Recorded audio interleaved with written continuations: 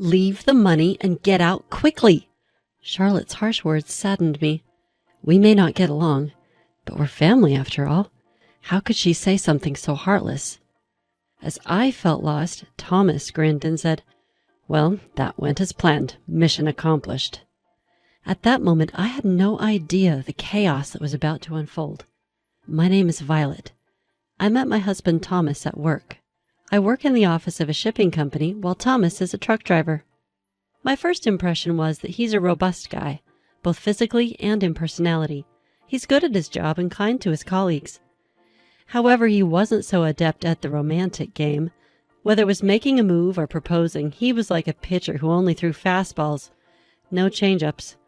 But I prefer a straightforward man over a guy who thinks he's a playboy. As our relationship progressed and tensions eased, I found him quite interesting. Above all, he gave me a sense of security that I could rely on him. We got married and were blessed with 2 children. Our son and daughter have moved out and live on their own. Now, Thomas, Dad, and I live in a large house. Mom passed away 5 years ago due to illness. Thomas and I still work together at the same shipping company. Thomas has been promoted to a supervisor and now handles the dispatching. We had a happy marriage, but one worry was my brother Jason. Dad is soft on Jason. Jason has been dreaming of becoming a rock singer since he was a teenager. He's still chasing his dream, pompadour and all, no matter his age. I won't discourage anyone from following their dreams. However, when he runs out of money, he comes to borrow from Dad, and Dad, being soft, lends him the money. "Dad, lending money is fine, but has he ever paid you back?" "Violet, when you lend money, you should do it with the intention of giving. That means you shouldn't expect it back. Remember that." "But Jason thinks he'll somehow make it. He's underestimating life's challenges. Isn't that risky?" "When I was young, I dreamed of becoming a novelist. But Victoria's parents said if I was going to marry her, I needed a stable job. So I gave up my dream and chose to marry. I don't regret getting married, but I do regret giving up my dream." That was the first time I'd ever heard about my dad's younger days. "So that's why I want to support Jason's dreams." "But it doesn't seem like Jason's putting in much effort. Do you really think he can achieve his dreams while goofing off all day?" "Mountain climbing isn't just about conquering the peak. Every step you take along the way is part of the story." "Well, you sound like a poet. Makes sense since you wanted to be a novelist." "Come on, you're making me blush with such direct praise." "I'm not praising you. Initially, I was worried that Jason had some dirt on Dad and was blackmailing him, but it turns out Dad also chases dreams, so he probably understands Jason's desire to escape reality. One day, Jason brought a woman home. "Let me introduce you. This is Charlotte." From her name, I expected a dainty woman. She was, well, big. "Hi, I'm Charlotte." "I'm Violet, the sister. Nice to meet you." Charlotte is 5 years younger than me, but much larger in build. Our first impression of her wasn't great.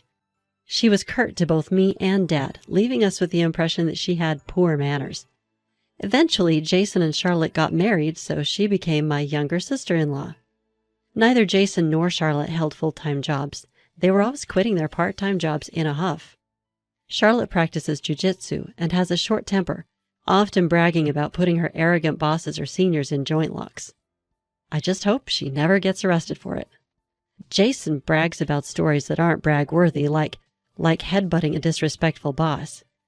2 kinds of stories I really can't stand: bragging about bad behavior in the past, bragging about fights. I think many women also find these kinds of bragging a turn-off. One day, Jason came home to borrow money from Dad again, and I finally spoke up. "Jason, you're working, right? Why don't you have any money?" "I got into an argument with a plant manager just because I forgot to put away a cart. I told him it was workplace harassment. He yelled again, so I gave him a flying knee kick to the chin." Charlotte seemed pleased, asking, "Total KO?" I decided that if Dad wouldn't say it, I would. Every workplace has people you won't get along with, but even people I initially disliked turned out to be decent later on. I've often been glad I didn't pick a fight. "You and I lead different lives. My pride is taller than the One World Trade Center, so yelling at me is practically asking for a flying knee." I couldn't believe my ears when Charlotte cut in. You're siding with a boss who harasses people? That's not what I'm saying. Oh, so you're lecturing me. You better be ready for this. Ready? Want to take this outside? Or here's fine, too. I was flabbergasted. What is she, a teenager? Feeling threatened, I walked away. I couldn't believe she was actually picking a fight. Jason didn't intervene. Would he have stopped if it were his wife fighting his sister? Getting hurt would be the last straw. I knew I had to watch out for that couple. When I turned 50, Dad got sick and was hospitalized. It wasn't long before we had to say goodbye. People said he lived a long life at 80, but I didn't feel that way. The era of living to 100. I still wanted to talk about many things with Dad. When Thomas and I were alone, he said, "Violet, actually, Lawrence." "What?" "Never mind." "What do you mean, never mind? Just tell me." "Later." Before much time had passed since the funeral, Charlotte approached me. "Did Lawrence leave a will?" "A will? Probably not. He was hospitalized so suddenly." "And if there's no will, then the inheritance." "You're already talking about inheritance?" "I guess you're not even sad." "How dare you? Want me to put you in the hospital?" "Try me." When I raised my voice, Charlotte grabbed my arm in anger. I was taken aback but didn't want to apologize. "Should we call the police?" "What are you doing?" "You made me sound like a monster for bringing up the inheritance, so I thought I'd teach you a life lesson with an arm lock." "You're the one who's wrong, Violet." "Enough!" "Don't yell. What are we going to do about the inheritance?" I was momentarily speechless, but then I glared at Jason. "Jason, aren't you sad that Dad passed away?" "That's irrelevant." "Stop calling me stupid. I don't want to be called stupid by someone as stupid as you." "What did you just say?" The atmosphere was tense until Thomas arrived. "What's going on here?" "Wife, you better tell your husband to raise the kids right." Those words crossed the line. "I'll pass that message right along to Jason." "Good on you. I'm fed up with you, Violet. This makes my decision easier." "Decision?" Jason dropped a bombshell. "I'm the eldest son. That means the house and Dad's inheritance are all mine." "Are you out of your mind?" "I'm perfectly sane," Jason said, stone-faced. Just as we were stunned by his audacity, Thomas spoke up. "Violet, let's try to keep a cool head. We're not making any progress." "Fine." We sat down at the table to hash it out. "The inheritance is all mine and Charlotte's. Violet, I want you to give up your claim." "That's ridiculous." "Our dad isn't rich. If we split it between 2 households, there won't be much left." "There's only 2 of Dad's children, me and Jason, so it should be divided between us." But Jason scowled. "Look, Violet, you and Thomas both have jobs and are doing fine. I'm the one pursuing my dreams, so I'm the one who needs the money." "Why don't you get a job, Jason?" "Let me finish. Living in the house means no rent, and with the inheritance, I can take on the world. Dad was cheering for me, you know. The best way to honor him is to pack Carnegie Hall." "You can't even pack the local park." "What if I do fill Carnegie Hall? Will you put your money where your mouth is?" "What are you talking about?" I seriously considered calling the police. "Thomas, what do you say? Can you give in?" "I cannot." Then Thomas calmly asked Jason, "So, you're asking Violet to relinquish her claim?" "Yes." "And you're okay with that, Jason?" "What are you talking about? Of course it's not okay." At that point, Charlotte glared at me. "Shut up. You've been yapping like a puppy this whole time."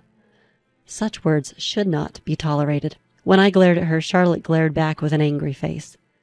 "Is it cute to yap like a puppy only until you're in your 20s? Stop pretending to be a young girl. It's embarrassing for a 50-year-old hag." "Take that back. I won't tolerate insults." "Thomas, wasn't it? You should have set her straight. What a useless couple you are." At this point, I couldn't keep quiet. "If you weren't as big as a hippo, I'd have slapped you a long time ago."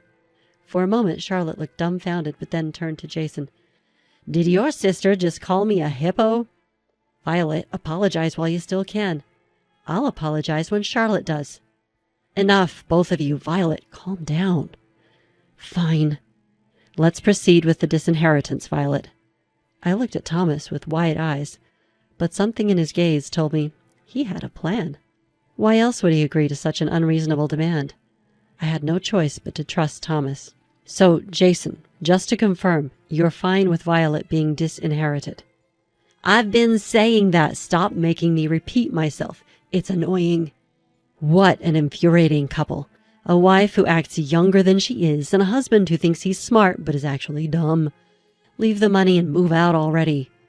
Charlotte's harsh words saddened me. Aren't we still family, despite our differences? How could she say such merciless things? Why should we be the ones to leave? I couldn't agree to this.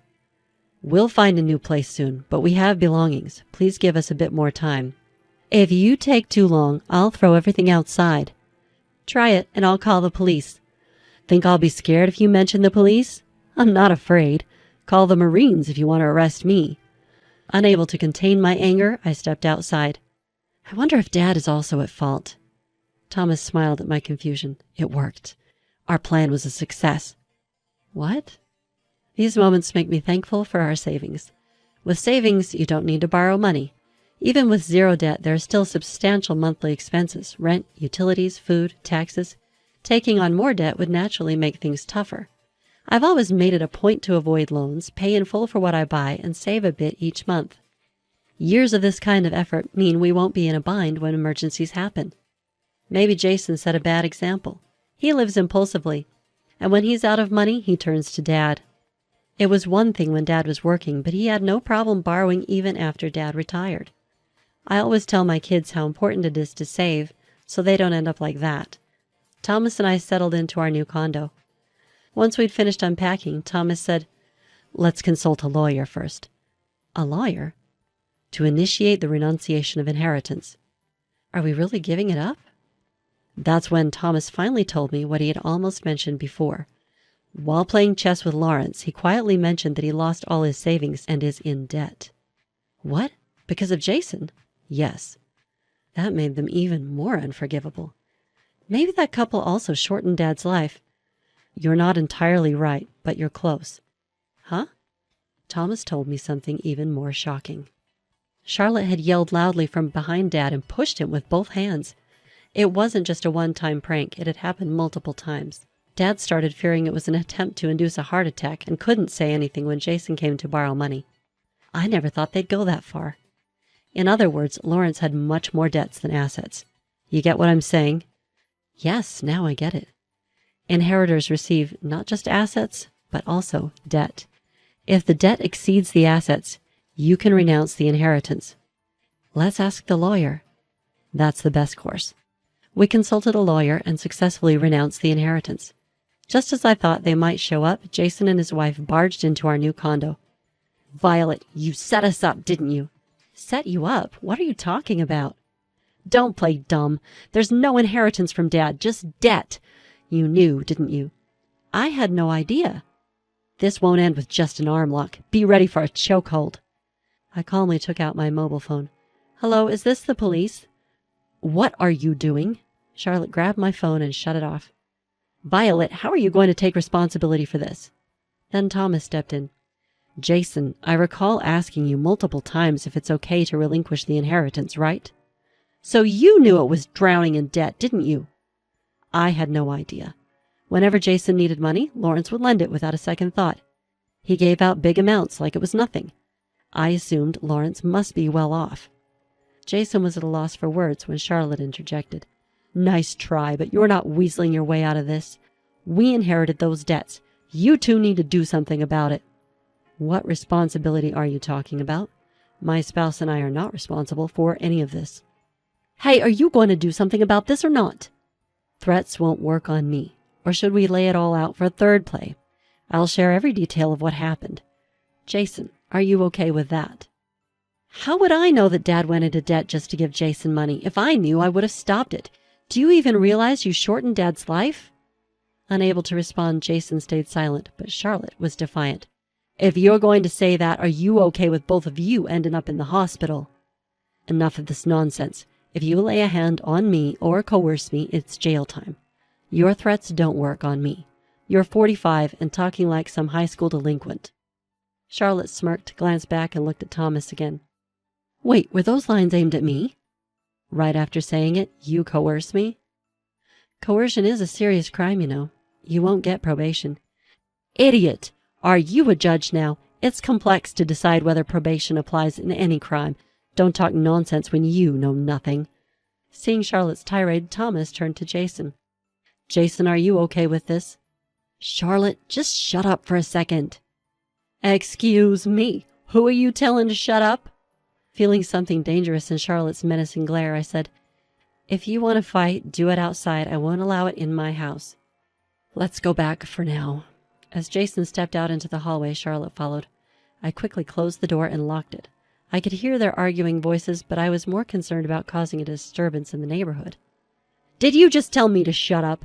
What are you going to do if I call the police? Don't worry, I'll call an ambulance in a minute. A few seconds later, I heard Jason's screams from down the hall, but I pretended not to know him. Immediately after that, I heard what sounded like a dying scream, but it had nothing to do with me. Jason and Charlotte had insulted us, so obviously they'd severed ties with our family. So whether they divorce or Charlotte gets arrested for assault, it has nothing to do with me. A few days later, I got a call from Jason. Violet, I was wrong. Will you help me? Who is this? Don't be like that. We're siblings, right? I couldn't help but feel it was too late. Turns out Jason was in the hospital. Apparently, Charlotte had broken his arm. This was like something straight out of a comic book. Ever heard the term, you reap what you sow? I'm genuinely sorry. Could you cut me some slack? I can't afford the hospital bills. That's unfortunate. No matter how coldly I brushed him off, Jason kept begging. Please, for the love of God, help me. I'm not God. Is Thomas there? Don't call him by his first name. We're no longer family. My words seemed to hit hard, and Jason was speechless.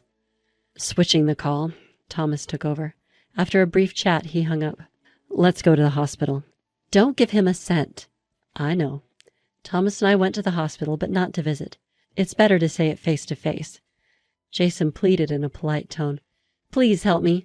Debt collectors have come to the first floor of the hospital. Their nurse told me. I'm scared to death. But Thomas looked stern. After the insults you and your spouse hurled, it's only natural for us to cut ties. That's not what I meant. Well, if we're not cutting ties, then why disinherit? Disinheritance means cutting family ties. Jason looked down and spoke softly. I apologize for what I've done, but I need your help. I have no one else to turn to. What about Charlotte? We're divorced. A family falling apart, then. She's at the police station for assault. It felt unreal. You repeatedly called my wife an idiot. If I had called Charlotte that, you'd never forgive me. Jason looked troubled. People who spew hate often don't remember what they've said, but those on the receiving end don't forget. I have a good memory. I remember every word you two have said. I have heard it from Charlotte as well. The wife should be properly disciplined by the husband. What does that even mean? Explain it to me. Thomas presses on logically. What did Charlotte mean when she said a wife should lay down her body? Is that even something you should say to a woman?